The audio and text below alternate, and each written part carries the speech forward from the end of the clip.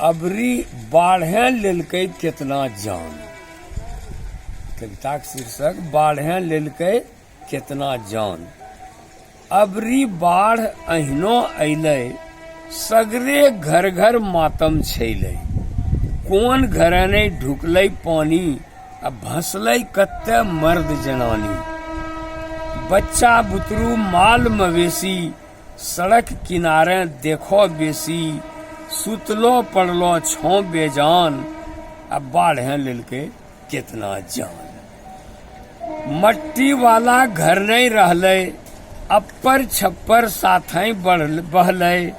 केतना घरे पानी डुबाओ, अब मचाबै हल्ला जान बचाओ। रेते दै सबका रेतियाय, खटिया चौकी भसलो जाय।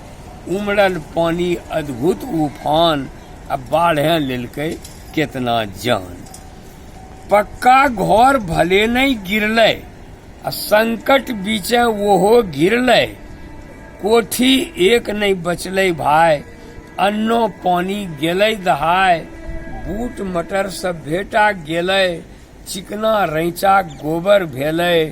भसलै कोठी कोठी धान, अब बाढ़े लेलकै केतना जान।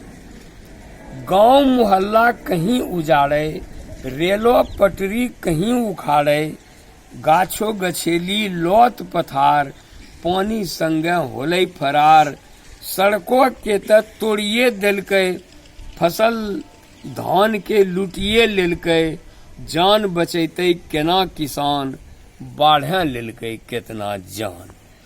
सरकारियो सब राहत काम, होलो छै एकदम नाकाम। इलाका के अइतै देहात, इलाका के अइतै देहात। केकरा हम्मे सुनैबै बात, दुखिया के दुख कौने सुनतै। केतना एमे माथो धुनतै, कौने देतै हमरा ले प्राण। अब बाढ़े लेलकै केतना जान। बच्चा बुतरू करै छै हाय, पसरलै सगरे रोग बलाय।